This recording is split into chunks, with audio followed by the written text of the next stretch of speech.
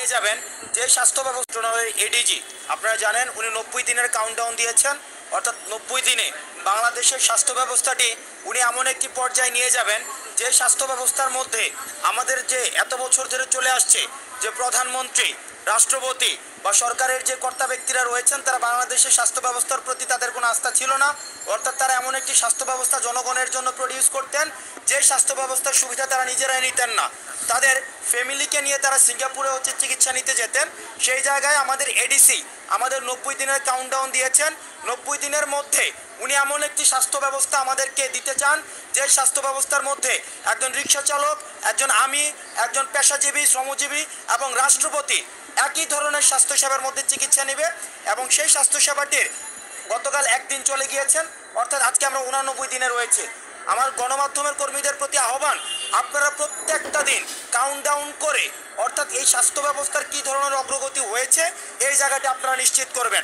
অর্থাৎ স্বাস্থ্য মন্ত্রণালয়কে বা স্বাস্থ্য মন্ত্রণালয়ের দায়িত্বে যারা রয়েছেন তাদেরকে আপনারা জবাবদিহিতার ক্ষেত্রে নিয়ে আসার জন্য আপনারা এই ক্ষেত্রে দায়িত্ব গুরুত্বপূর্ণ ভূমিকা পালন করবেন।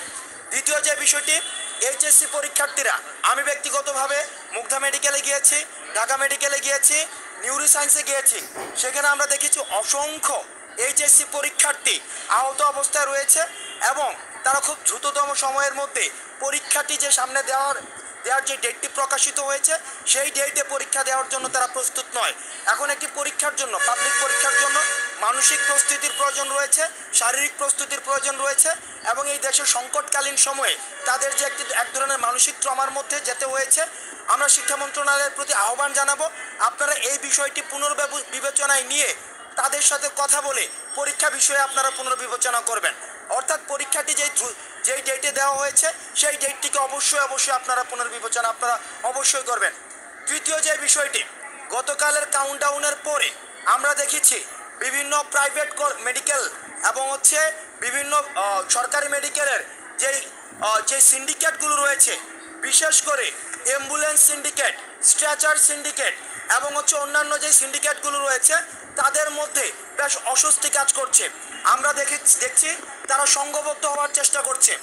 আমরা আপনাদেরকে স্পষ্ট করে সচেতন করে দিতে চাই, ছাত্র নাগরিক যেখানে ঐক্যবদ্ধ হয়, আপনাদের কোনো সিন্ডিকেট বা মাফিয়াতন্ত্র যেখানে স্বৈরাচার শেখ হাসিনা যেখানে দাঁড়াতে পারেনি, আপনারা এইটা দুঃস্বপ্ন বা ভাববেন না যে আপনারা সিন্ডিকেট করে মাফিয়াতন্ত্র করে আপনারা স্বাস্থ্য ব্যবস্থাকে আবার পূর্বের অবস্থানে ফিরিয়ে নেবেন।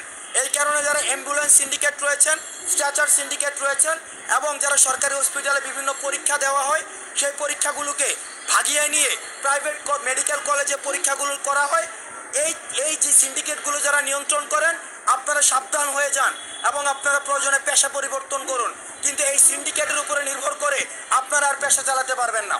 চতুর্থ যে বিষয়টি রয়েছে, আমি ব্যক্তিগতভাবে এবং সার্জিসকে নিয়ে আমরা অনেকগুলো স্টেক হোল্ডারের সাথে আজকে কথা বলেছি, তারা বিভিন্নভাবে আন্দোলন করছে। তাদের আন্দোলনটি হচ্ছে এইভাবে যে তাদেরকে প্রথমে চুক্তিভিত্তিক নিয়োগ দেওয়া হয়েছিল, কিন্তু তারা এখন স্থায়ীকরণের জন্য তারা রাস্তায় নেমে এসেছে। দেখুন, আপনাদের প্রতি স্পষ্ট বার্তা, আপনাদের যখন চাকরিটি দেওয়া হয় তখন কিন্তু আপনাদের সেখানে উল্লেখে ছিল এটি চুক্তিভিত্তিক এবং একটি প্রজেক্টের জন্য সেগুলো দেওয়া হচ্ছে।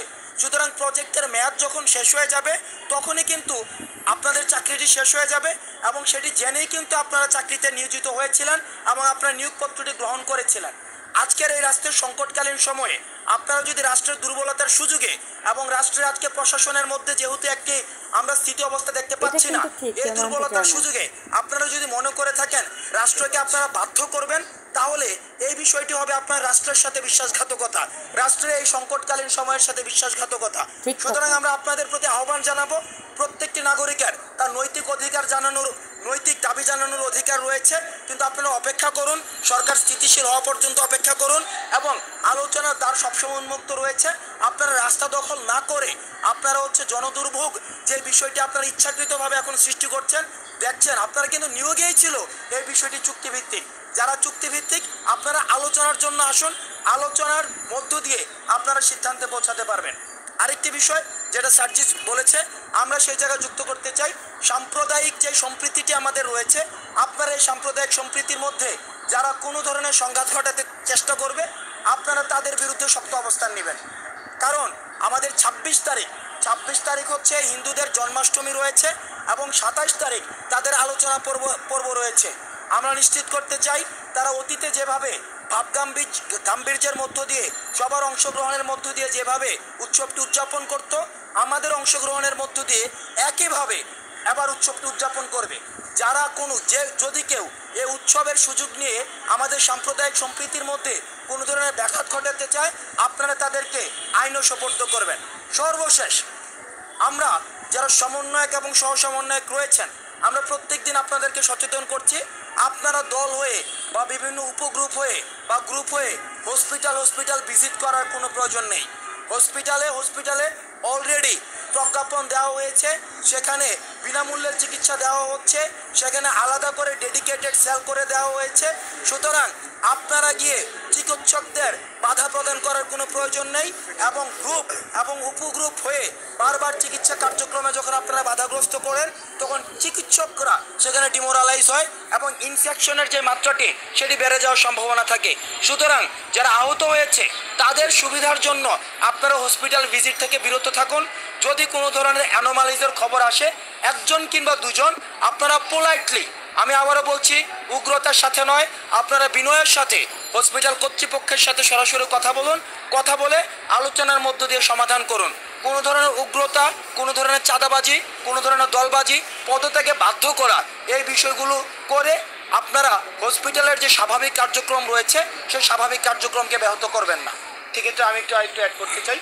সেটি হচ্ছে যে দেখুন, গত 16 বছরে আমাদের যে সাংবিধানিক প্রতিষ্ঠানগুলো রয়েছে এবং গণমুখী যে সেবা খাতগুলো রয়েছে সেগুলোকে ধ্বংস করে ফেলা হয়েছে।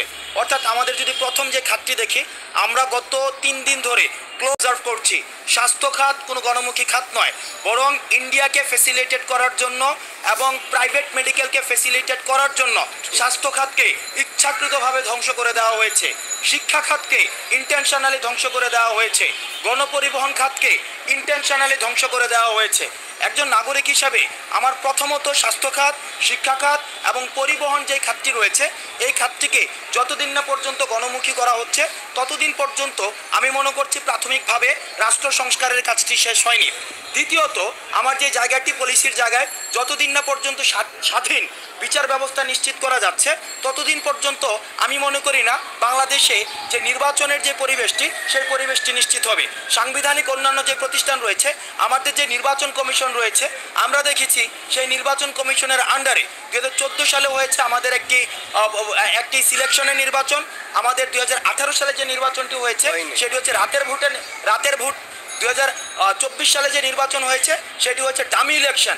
অর্থাৎ যেই নির্বাচনের মধ্য দিয়ে এই 3টি নির্বাচন হতে পারে, একই বিদ্যমান নির্বাচন কমিশনের মধ্য দিয়ে আমরা কখনোই বিশ্বাসযোগ্য নির্বাচন করতে পারবো না। সুতরাং এই নির্বাচন কাঠামোর আমরা মনে করি পূর্ণাঙ্গ পরিবর্তন প্রয়োজন এবং মানুষের যখন এই প্রতিষ্ঠানগুলো উপরে আস্থা আসবে তখনই আমরা মনে করি রাষ্ট্র সংস্কারের প্রাথমিক কাজ শেষ হবে এবং একটি নতুন করে নির্বাচন দেওয়ার পরিবেশ তৈরি হবে এবং ঠিক তখনই আমরা মনে করি অন্তর্বর্তীকালীন সরকার, যেটা আমরা মেটাফরিকভাবে 16 মাস বলছি, এই 16 মাসটি শেষ হবে।